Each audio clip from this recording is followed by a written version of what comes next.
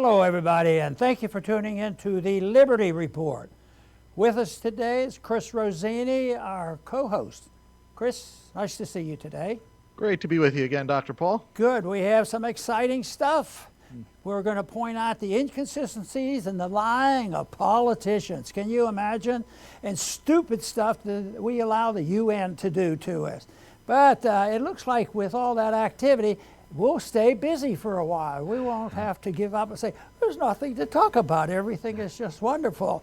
But it's a real shame of what's going on. But interesting, today, one of the items we're going to talk about sort of entertained me.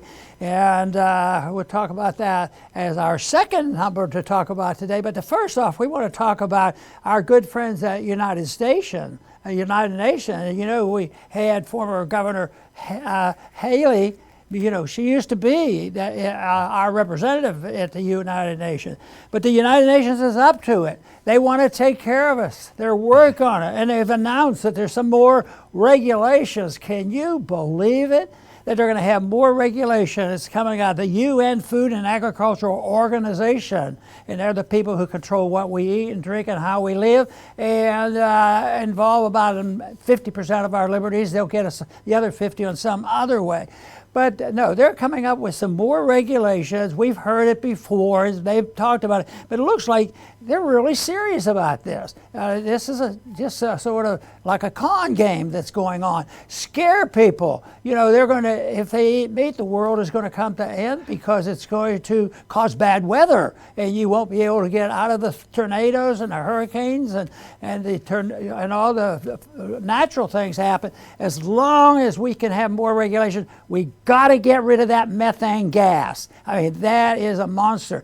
And I wonder, I guess there's CO2 in it because CO2 has been the culprit and the end of the world coming. I obviously don't have quite the fear. I don't ignore totally because I think the environment is important.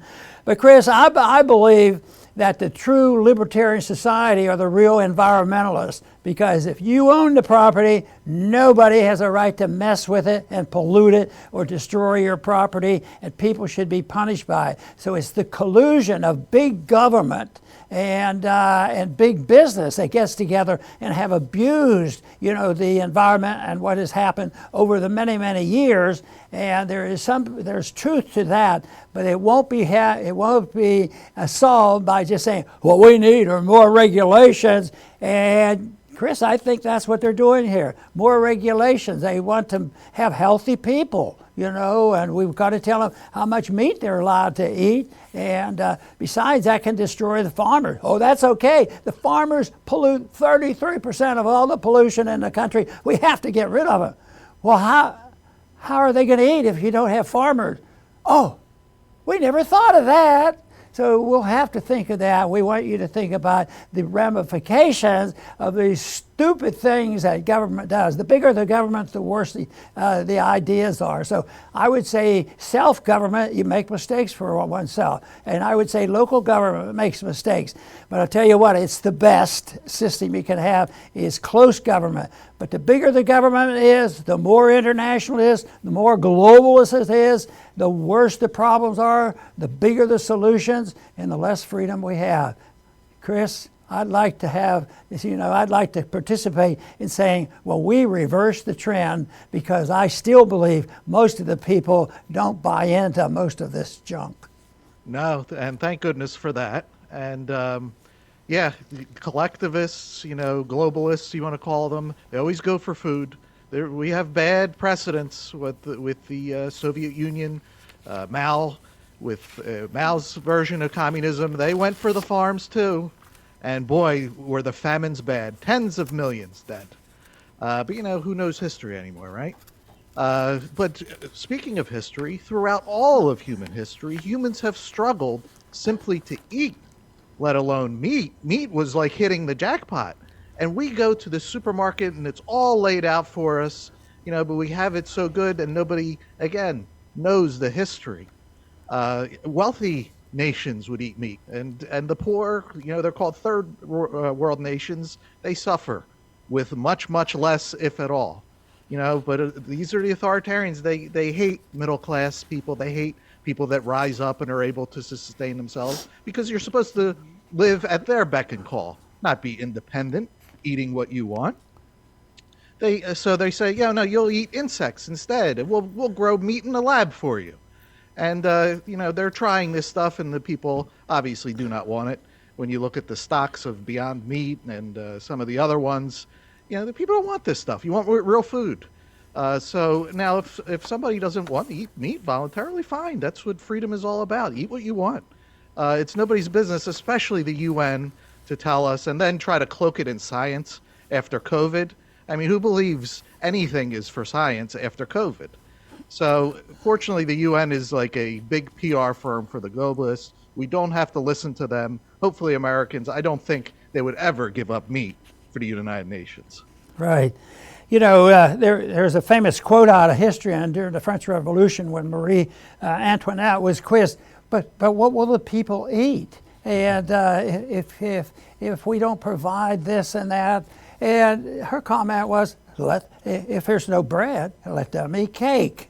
And that's been the accuracy, the exact accuracy of that quote sometimes is a question, but it makes a very strong point. That is the attitude of most politicians. Yeah, we're going to do that. We're going to wreck their system. They're all going to lose their jobs, but well, let them apply for food stamps. Something like that. They're totally cavalier about it, and this is what has gone on. And there's going to be a lot of problems from this, but Chris, I really don't believe the people who are the leaders who come up with these crazy ideas are the ones that are going to suffer. If you look at one as sort of the missionary for all this radical environmental stuff is Kerry, former Senator Kerry, who works for Biden now. He doesn't, he was so arrogant when they said, yeah, but what about when you fly your jet airplane all the place? Your carbon, the carbon you're creating is far above any average person. He had an easy answer. He says, but I'm important. I have to get there and get to these meetings and plan how we're going to save the people. So I am much better. If anybody looks at that statement, it's amazingly arrogant, because most of the time they try to hide their arrogance. But one thing good I think that came out of the COVID lockdown was whenever somebody locally or nationally came up with a regulation which made no sense and caused more trouble than good, and when they were exposed as never following the regulations they wrote, the people rebelled against that. That's finally what cracked that whole system, is because the people who wrote it. But that might be a general rule of politicians. I mean, if they write rules against us for any reason, they don't expect that they have to do it. They are dictatorial, and they will have their own life. And that is the reason why the most important thing we do in moving a political system is take the power away from the government, because they do not represent the people. They buy their way into office, and then they control us, and they're the ones who think they can always escape. But eventually, hard times comes, violence comes, people get a little bit angry. It's preventable if we just wise up and modify our system of authoritarianism. Chris? Absolutely, Dr. Paul, and you hit it right on the head, arrogance. And globalism really is peak arrogance, because they tend to view all of humanity as just a bunch of, animals that they herd. They believe it's their job to be in charge of feeding us, of educating us. Who do we interact with? Where do we travel? Are we allowed to travel? Maybe they'll put a kill switch in the car. And Congressman Massey has been fighting that. Some are even eugenicists. They go even further. They believe they should be in charge of how people should reproduce and who should reproduce.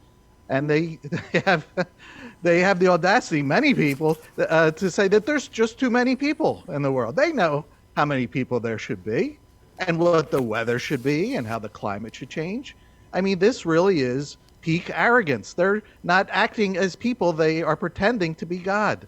And isn't that the original sin? I mean, whether or not you believe in Adam and Eve, at least get the lesson from it. That was it. It was not knowing your place in this world. And the globalists do not know their place in this world, and they're really just wrecking things for everybody. So, the more people that realize, I think a lot of people do realize this. The globalists, people don't believe what they believe, but you can see what they come, and they use the UN as their, as their outlet of, their public relations outlet. So, like you said, Dr. Paul, we just have to remove a lot of this power because government has just taken so much power that they have no right to. And, it'll probably come to financial crisis that'll finally remove it for them. Very good. The article that we have been looking at that talked about this sort of hides behind just more deceitfulness, and maybe some of them will come to believing their own lies. Eventually the lies catch up to them. But this is the way they described it. Don't sweat these regulations. Maybe a little bit of this is true, but we already have solutions to tackle climate changes, and many of these solutions, whether it's agroforestry, restoration of soils, or sustainable livestock. But he says there can be a lot more to this. What we have to do is support the sustainable. This is the reason why don't sweat the regulations that they dream of. Support because they will also, just by a side effect, it supports the sustainable use of biodiversity as well as helping with food security. So you can just imagine all this nonsense. Food security. And it is so strange. The countries of the world in the last 100, 200, 300 years that have suffered the most were the ones that had the least understanding about what liberty was all about and property rights were all about and profits of a free market. We in this country were the most advanced in that, and that was the one thing. And we're facing these problems again. People are getting hungry because of the regulations. So we who once set a standard, liberty is what you want, property, profits, and this sort of thing. And then there's great prosperity and food for people, and you eliminate the starvations that are going on.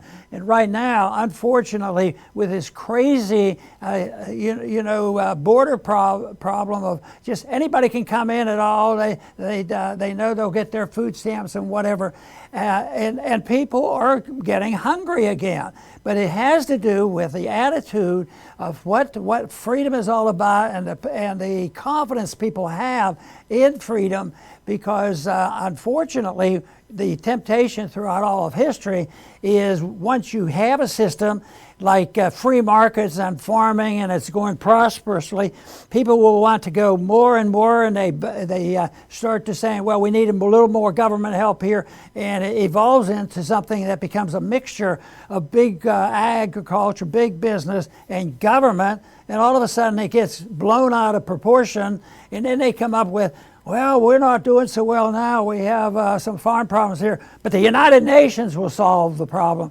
Just let the UN come in, and they're coming up now. They're planning. They really care about us, and but we can't for a minute expect this to help and increase prosperity and help the starving. If you want to look at where the people are really starving now, is where there's the most militancy going on, which we participate around the world constantly, and that leads to less liberty and more starvation, and that is the problem that we should face and realize the freer we are, the more prosperous we'll be. Chris? Excellent, Dr. Paul. I have one more comment on this, and then you can go to our second story. Whenever government says they're going to help, you can expect the opposite. So, if it comes to climate change, and I don't believe in it, but if there was climate change and government addressed it, they would make it worse. Okay, that's how it is with everything that they touch. They came to the rescue of people who couldn't get into college, couldn't afford college, and look what happened. They drove the price of college through the roof, which is what happens when you pump over $1 trillion into people's pockets, and now everybody's saddled with debt. When they say they're bringing freedom to Libya and Syria and everywhere else, they bring rubble, is what they bring. So with COVID, the lockdowns and the masks and the vaccine, everything they touch. So if they touch our food, they're not going to give us food security. They're going to give us famine, and we got to avoid that at all costs. So it's very easy to understand how this works. They are very good at advertising and propaganda, so they make it seem like they're doing something good. It's not good. The best that they could do is leave us alone and punish people that commit actual crimes, fraud, actual crimes. They have no business getting involved with anything else. Very good. I want to talk about another issue. It was a story in Politico that talked about the congressman that likely could get kicked out because he told a lot of lies. He told lies when he campaigned, and he told not a few lies, not a little fib, not a white lies. It was a contrived lying. And it was embarrassing. How in the world could he ever be elected? But the story now reveals something I find fascinating. Because when the story hit, when it's been going on for over a year now, we got to get rid of this guy, but the Republicans couldn't get rid of him because they'd lose a vote and the Congress so narrow, so they kept him around. But it's sort of embarrassing. But then they started having, we'll take him before the ethics board, we'll sanction him, we'll just have to deal with this. So I thought, what's the big deal? He did lie, and he wasn't even denying it. He was saying it. I said, well, what if they ever decided to investigate all the members of Congress who disobeyed the Constitution, even give them a break? If you disobey the Constitution more than 10 times, flagrantly disassociate with the Constitution and disobey, that you should be sanctioned. You can't kick them out, but if you could sanction them, you could do something. But, that doesn't happen because everybody would have to be sanctioned, because from a strict constitutional viewpoint, there's only about a couple dozen that ever cared about following their oath of office. So that to me has always been, here are these people, the biblical story about he who has not sinned should throw the first stone. So that's his approach on me. He says, he who has never lied on this floor should throw the first vote at me to kick me out, because that's what it is built on. But this is the reason I found this interesting is because to me it sounds like there's more to this story. And on Politico, it starts off with opinion. I wrote a movie, and that's George Santos. He says, I wrote a movie about a con man elected to Congress. I never imagined anyone could actually pull it off.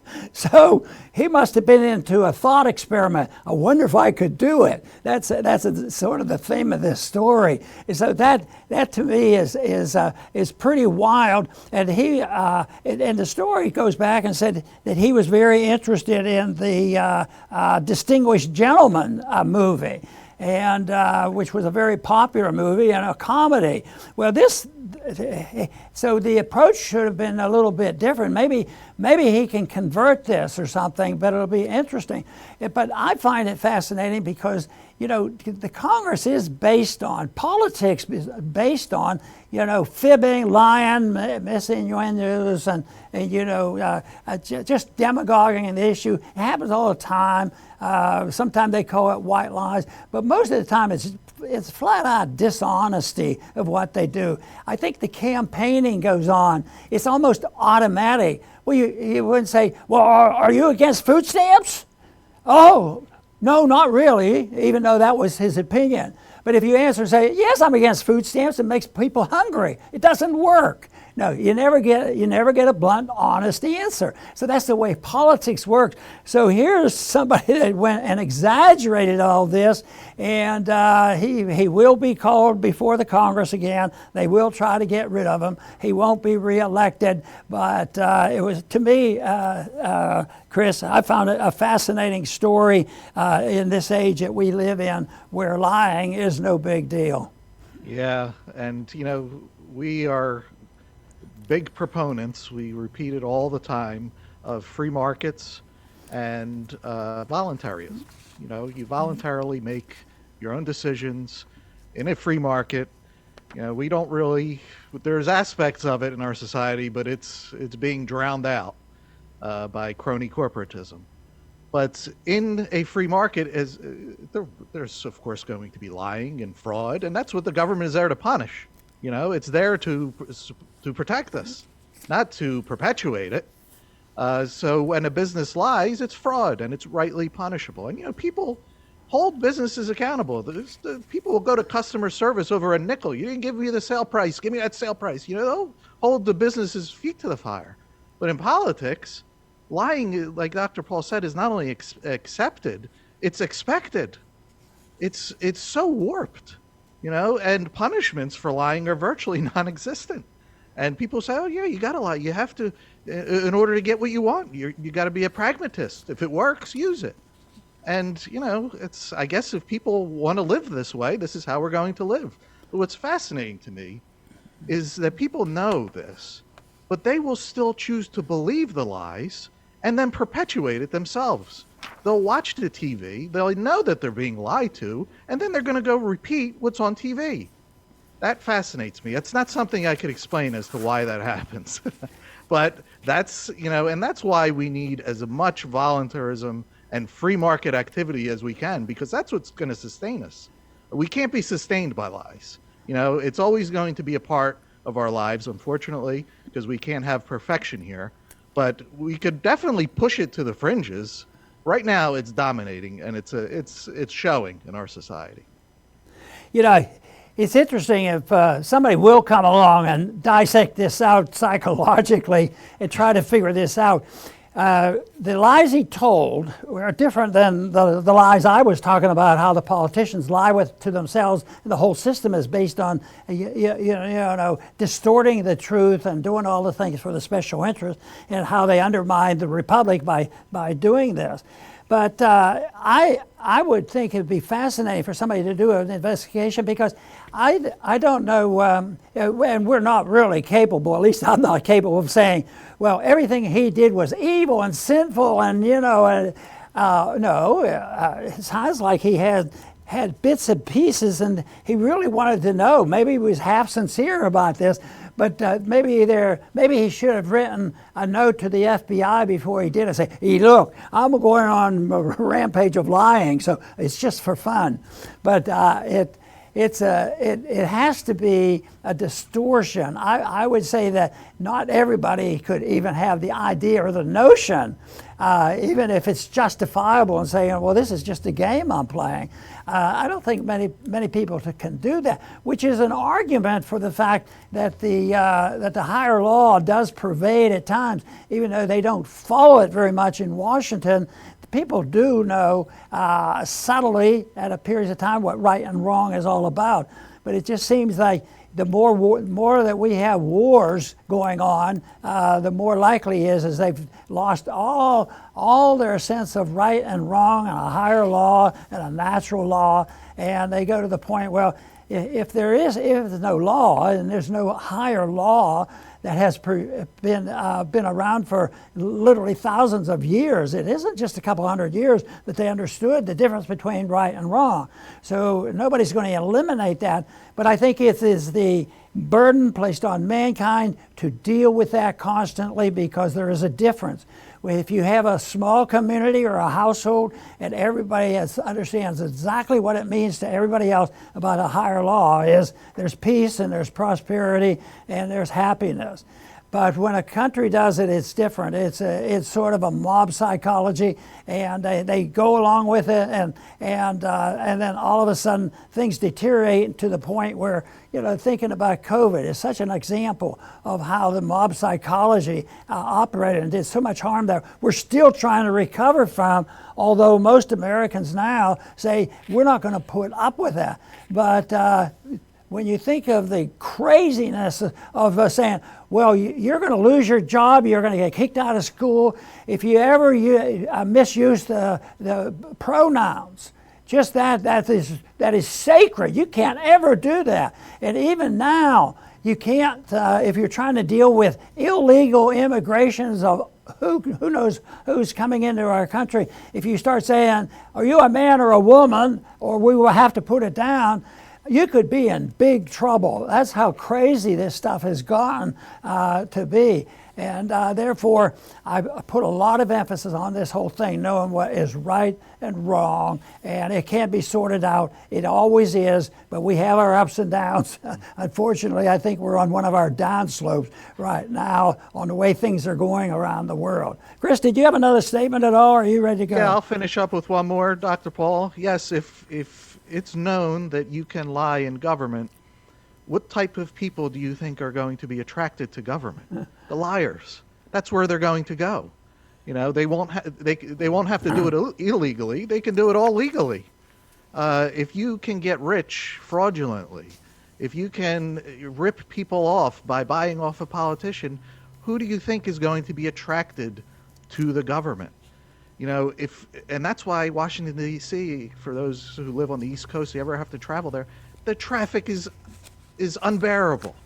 It's buzzing. Is it because everybody is free in this country? No, they are all going to fight over the loot. Who's going to get the privileges? Who's going to con the public into their pet cause? And they get rich. And it's because Americans lost control. That's why the U.S. Constitution was created. It was created to chain down the government.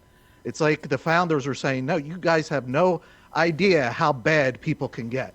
Well, we're seeing it today. It's bad. People can they'll do whatever for money and power. And that's human nature. And that's why it's a constant struggle to constantly reel the government back in. And like Dr. Paul says, we're on a downswing. That doesn't mean an upswing is not in the future at some point. Hopefully our show will help bring that future quicker rather than waiting for it even longer. You know, quite a few years ago in the 1840s, I believe it was written by Charles Mackay. He wrote a book about, the extraordinary popular delusions and the madness of crowds. And he would go through, things like the tulip mania and things like that. And I see that so often, that crowds just go, just like that was sort of what happened with COVID. A few people defied it, and they were politicians, supposedly credible people helping the society, and then you also had doctors, trusted doctors, and then they all went over. So, but McKay's point was that crowds go mad in herds. They get together, and a few it spreads. People get scared, and it becomes a mob, and it's a herd mentality. But his disappointing conclusion, which is correct, that they only recover their senses one at a time. So that's why we keep plugging away. We don't have millions of people watching and caring what we do, but we do one at a time. Hopefully we're able to reach people and say, that sounds like it makes good common sense, that liberty is far superior to any of this governmental authoritarianism that claims it'll take care of us. I want to thank everybody for tuning in today to the Liberty Report. Please come back soon.